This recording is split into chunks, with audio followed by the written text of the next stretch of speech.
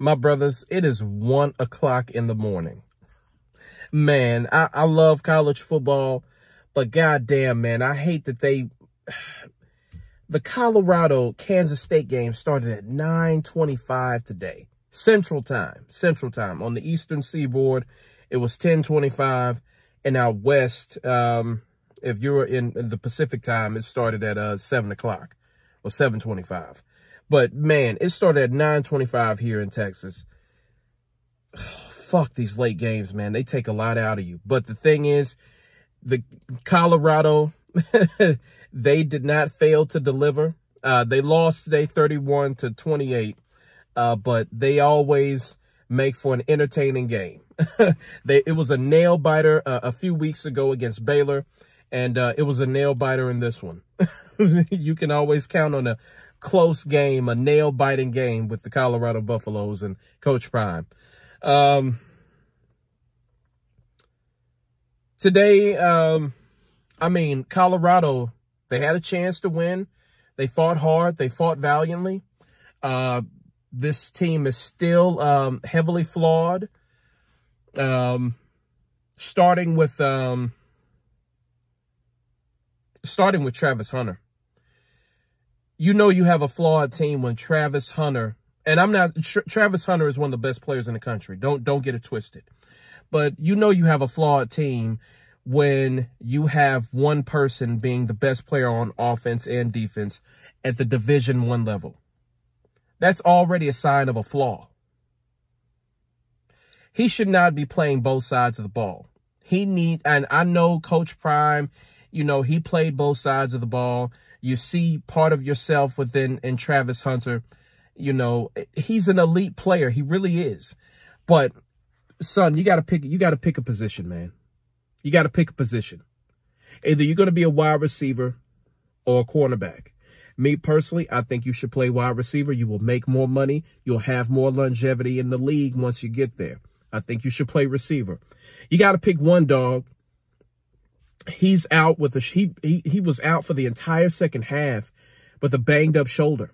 And that's because he plays both sides of the ball. He got beat up. He's always getting beat up. He doesn't get a chance to rest like everybody else.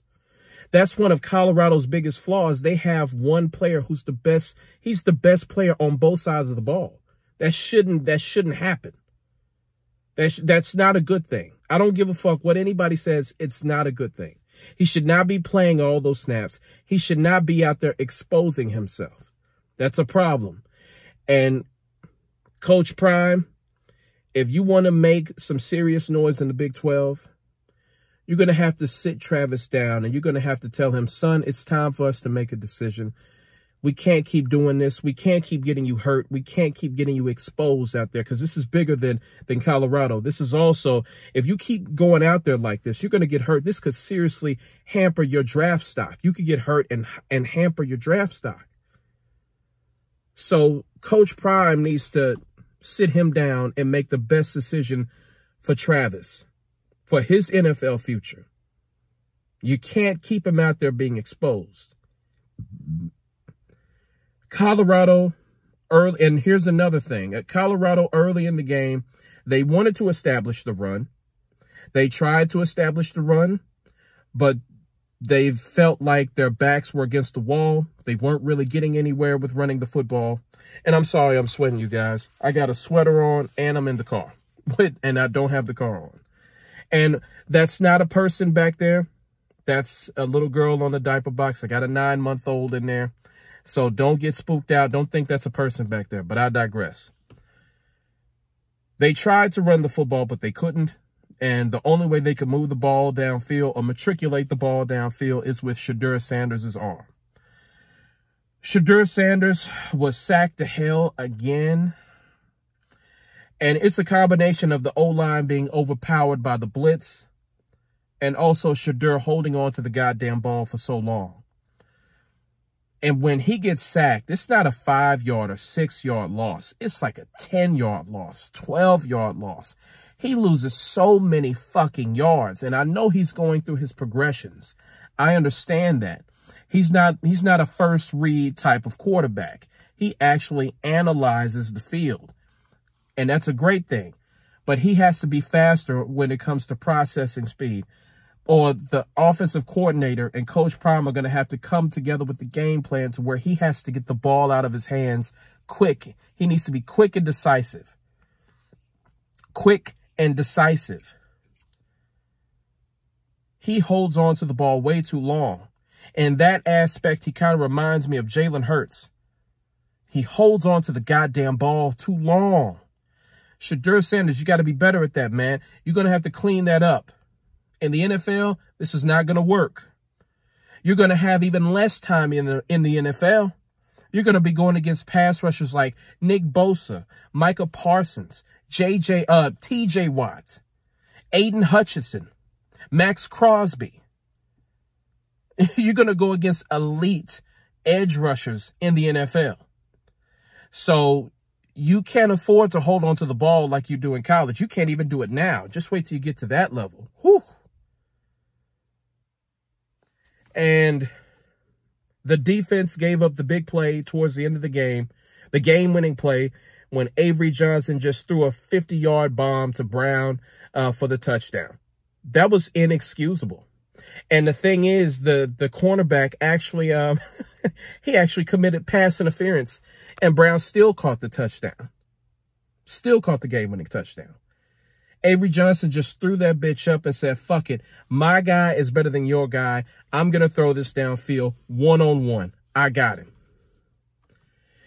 And then DJ Giddens, Colorado did a much better job at neutralizing him in the latter parts of the second half. But DJ Giddens in the first half, man, he was gashing them. DJ Giddens is one of the best running backs in the country. And he was gashing them like left and right. He was putting in work. Edwards, he used to play for Colorado last year. He had a touchdown. You know, he was trying to perform well against his former team. No ill will there. So we come back after a couple of miraculous wins. We come back to the same conclusion, or we come back to square one. You can't stop the run. You can't protect Shedeur Sanders. Shedeur Sanders holds on to the ball. We're back at square one. A lot of people forgot about those problems when they had a miraculous win against Baylor. They shouldn't have won that game. And they completely dismantled Central Florida. People forgot about these issues. That's why you saw all the celebrities in the stands at Colorado, because they're like, oh, Colorado is back. Colorado is on a win streak. Colorado is being miraculous. They can compete. No, they still can't compete. They still can't. I mean, of course, they're not going to make the college football playoff. They're not going to do that. But, you know, put it to you this way. I think Colorado has enough in the tank to get to a bowl game.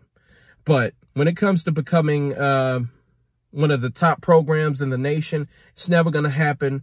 It's never going to happen under Deion's tutelage and his leadership. It's never going to happen. Because even though we have a small sample size, you can still go by this. Deion Sanders, he obviously... he cares more about his son's progress than the program's progress. When it comes to building the program, like, of course he's done better, but you have to do better with the offensive line. You have to do better with the defensive front. You have to get better running backs here, because once your son leaves for the NFL, number one, you have to get a good quarterback in here, and then you got to get better running backs, man. You got to get better running backs. You got to beef up the offensive line, and you got to get better running backs, and you have to start thinking about the future beyond your son.